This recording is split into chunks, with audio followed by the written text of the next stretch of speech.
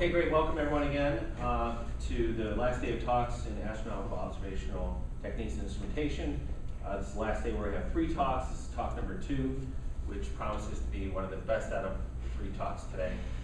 And it's determining ages of T-Tauri stars in the Taurus molecular cloud, Annie Dickson, Vandervelde.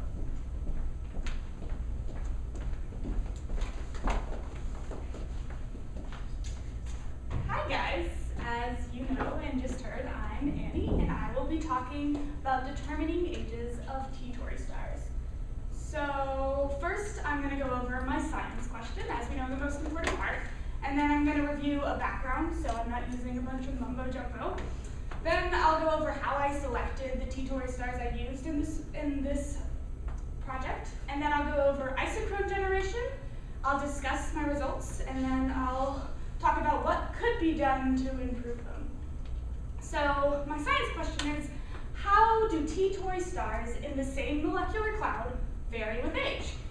So how do we go about doing this? There is a thing we astronomers like called the HR diagram, which plots absolute magnitude versus spectral type, a bunch of other properties.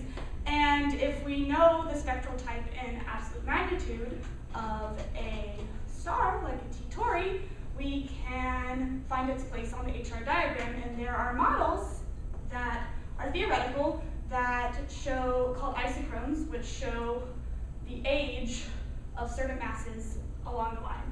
So the first thing that I did was I found multiple T-Tauri stars that had both spectra and V-band magnitudes in the same molecular cloud. Then I generated a series of isochrones associated with a specific age and the range of masses. And then finally, I analyzed the individual T-Tauri stars that I had for their mass and their age. So first, background, what is a T-Tauri star and how do we classify them? So a T-Tauri star was first discovered in 1852 by John Russell Hind. It was discovered right there. That is actually a picture of T-Tauri. You can see that it's really red, and you can already see the molecular cloud in that picture, that dust. They are the youngest stars that we can observe. They are for low masses, between 0.1 and 3 solar masses, and they can be F, G, K, or M spectral types. All of the stars that I looked at today are in the K and M spectral types. Because they are young stars, they are also variable stars, so the magnitudes that I have are average magnitudes. So why are T-Tauri stars important? As we've probably all seen this picture, it's a picture of HL Tau from ALMA, and in it you can see the different rings that a planet, hopefully, carved out in the ring. So there are 2 different types of T-Tauri star. There's classical and weak-lined. Classical I thought to be younger, and they have thicker planetary disks, and planets are thought to be forming within that. And for weak-line, the disk is mostly dissipated like this one, and planets should have already been formed and be clearing out pathways. So T-Tauri stars in the HR diagram. So this is the HR diagram, as I said before. So we have luminosity and temperature, which is also spectral type in absolute magnitude.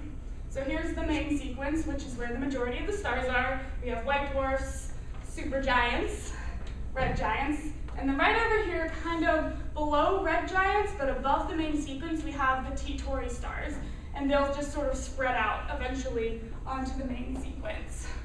They have the same effective temperatures as their main sequence counterparts in the same spectral class, but they are more luminous because they haven't started fusion yet. So the cloud I decided to look at was probably the most famous one, is the Taurus molecular cloud. This is a picture of the Taurus molecular cloud in, I think, X-ray, and it's a combined image. And the Taurus molecular cloud has a known distance, which is one of the reasons I chose it. It's 140 plus or minus 10 parsecs away. And with this, I could find absolute magnitudes easily without bolometric corrections and all of that fun stuff. So, data selection. How did I select my data? So, to select my data, I used a database called SimBag, And what I did is I went to the torus molecular page column there, and I found all of its children, which are basically all of the objects associated under that object. And I went through that list and I found all of the T Tauri stars, and I looked at all of those stars, and I then went through, and they have a rating system on Sinbad where they rate how good the values they have, A, B, C, D, or E, kind of like grades. And I didn't accept any values that were C, that were below C. C is considered good and fine. So all the values I have are from the literature, because reanalyzing all of those magnitudes in spectra would have taken more time than I have. So here is the final 26 stars that I chose. So they have a V-band magnitude. V-band magnitude, and then the error, and then I calculated their absolute magnitude based on the distance, and then the error I propagated, and then this is their spectral type.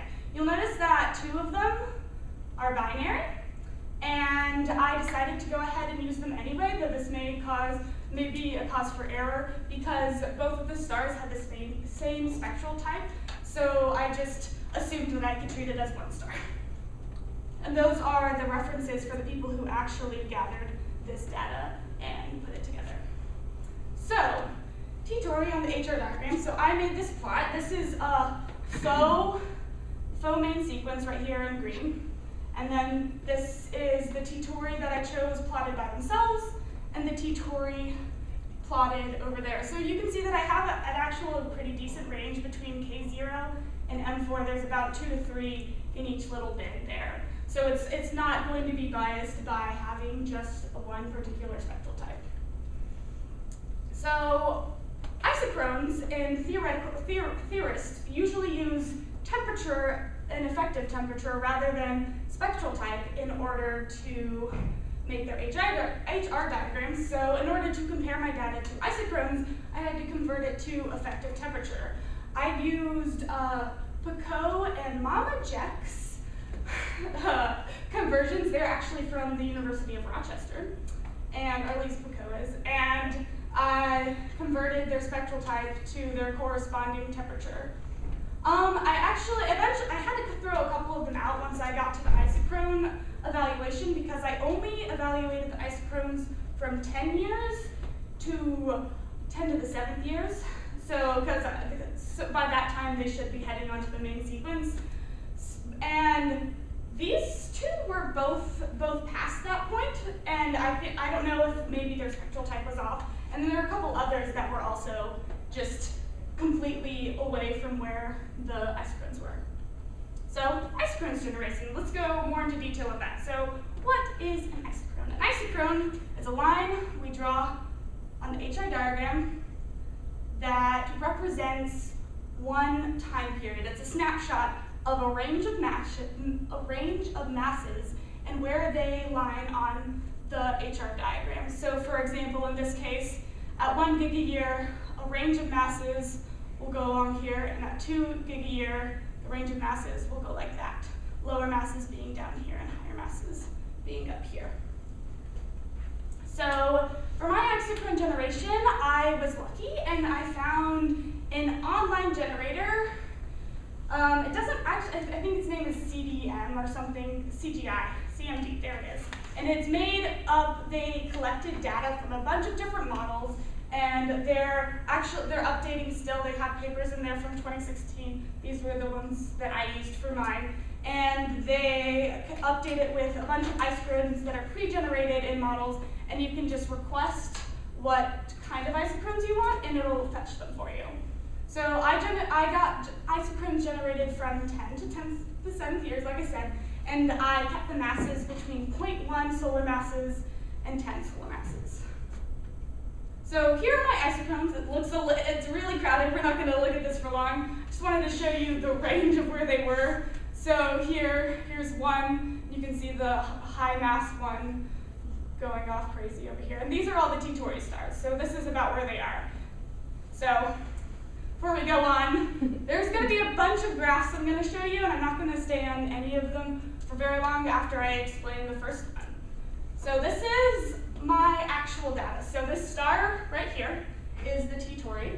This is DD tau, and this is its error bar right here. So what I did is I plotted the isochrones, and I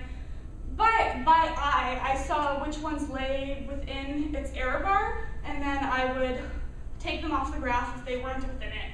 And I used that to find a mass and then a range of ages.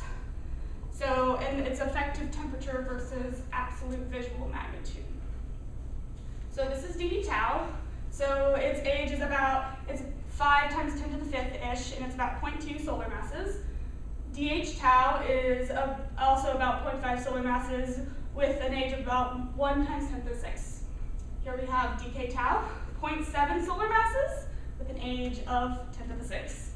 Here we have DN tau with an age of 0.3 solar masses and an age of 10 to the 4th. It's a young one. And I'm just, oh no, what did I do? You hit the... I did hit the button. There we go, sorry guys. So here we go. I'm just gonna let you guys see that there is a total of 16 of these. So here is all of that data, much more easier to look at on one page. So as you can see, there is a range of masses, and they range from a 0.2765 as my lowest, and my highest is 1.9.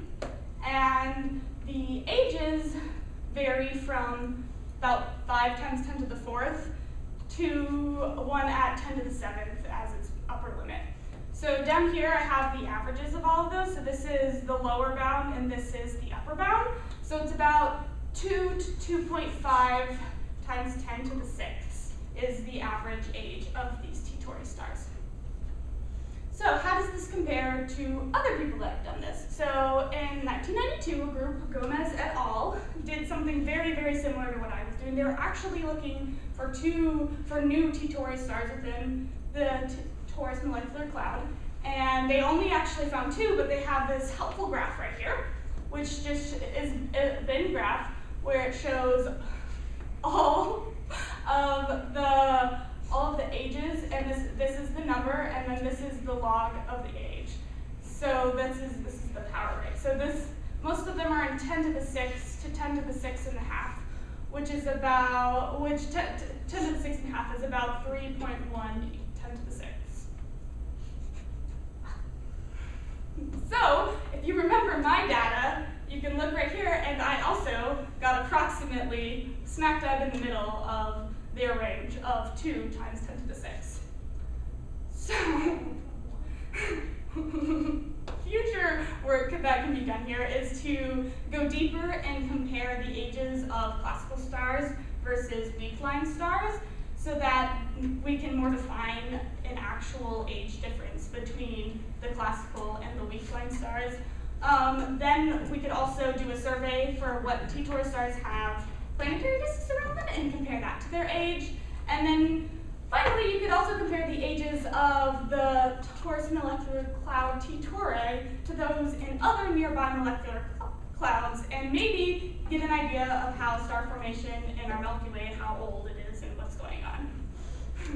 So in summary, T Tauri stars are thought to be pre-main sequence low-mass stars. T Tauri star, I selected them through SIMBAD.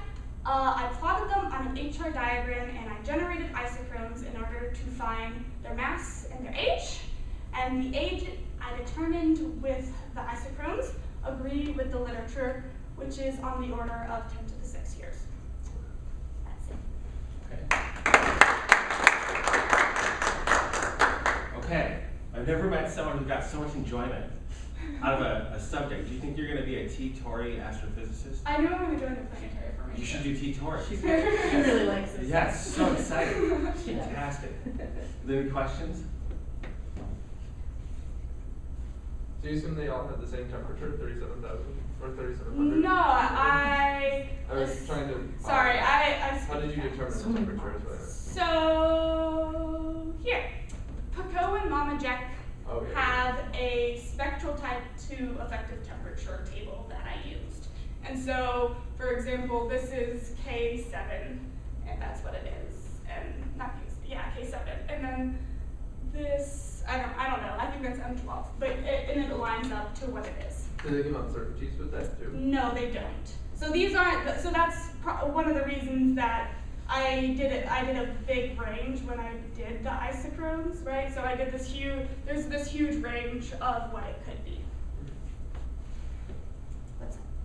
How did you find the mass? Is there like an equation, or is it just an assumed So thing?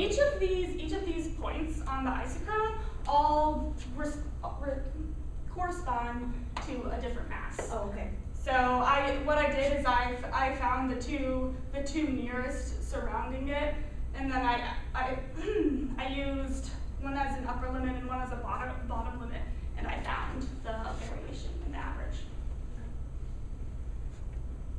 Yes.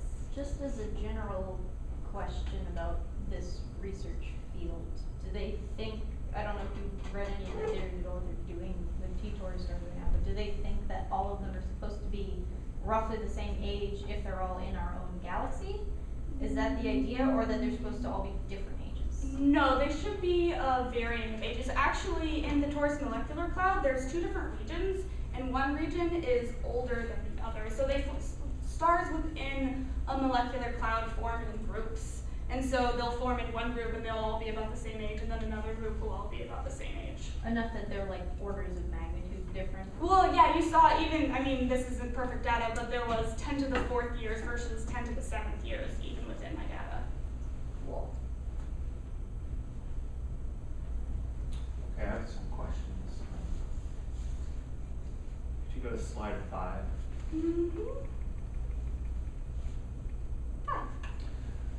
So you say pre-hydrogen fusion. Is that the Yes. case? And how are they glowing? How are they emitting light? I don't understand this process completely, but I know it has something to do with the gravity pressure, but that's all I know. So it could be didn't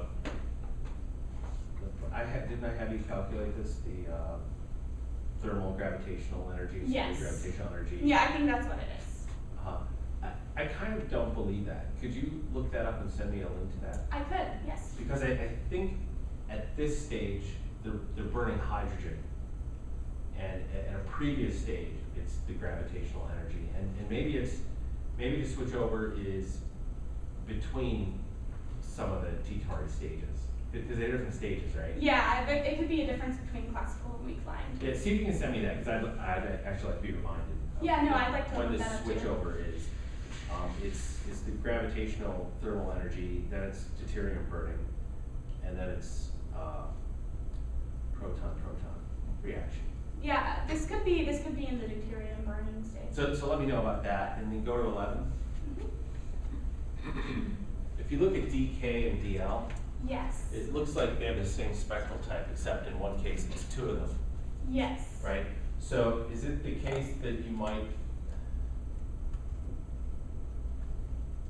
expect the one with 2 to be twice as bright as the one with 1, or maybe not? No, because of the visual pictures I've seen of the binary T-Tauris, one is already obviously bigger than the other. In a lot of other cases, One what? one of the stars is bigger than the other. But they're the same spectral type, right? Yes. So the photometry is for this single object that contains 2 stars, right? Yes. So should this one be twice as bright as that one? Perhaps, yes. But you're not sure? I'm not sure now. Yeah. I think the problem is that the spectral type does not give a unique luminosity Yeah. off the main sequence, because on the main sequence it does, right? Yes. If it's on the main sequence, I think that if you have, this is spectral type, right? If you have a Yep. certain spectral type, It's you have gonna a certain- give it exact luminosity, yeah. But you could have this spectral type T-Tauri star that is on this kind of Hayashi track, Yeah. and then you can have the same exact spectral type, Over there, but yeah. fainter because it's a lower mass, right? No. So just seeing the 2 stars doesn't guarantee that it should be twice as bright as the 1 star. Yeah, it has to do more with age than Okay. the brightness does. So let's go to 34.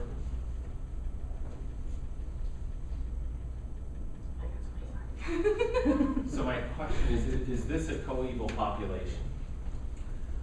What do you mean by that? So the word coeval means that they're all formed at the same time. I don't think so.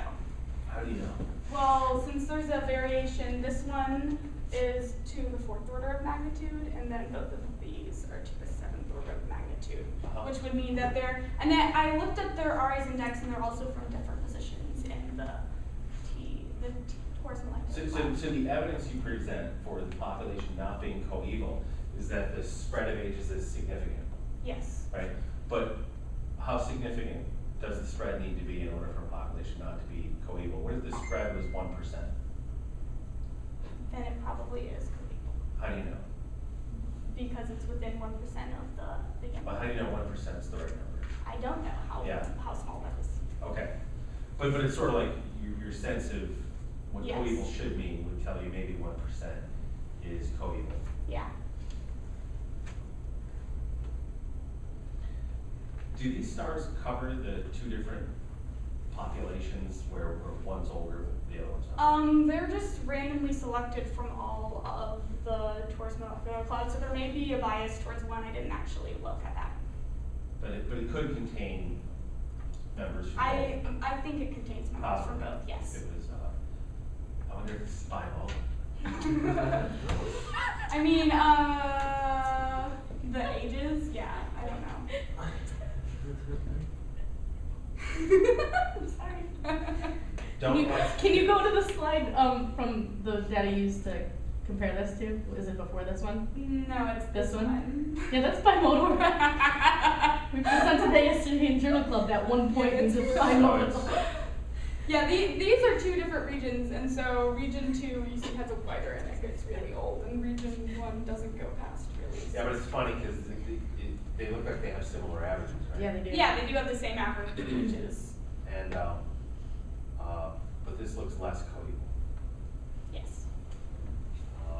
Okay, go back to your science question. Science question.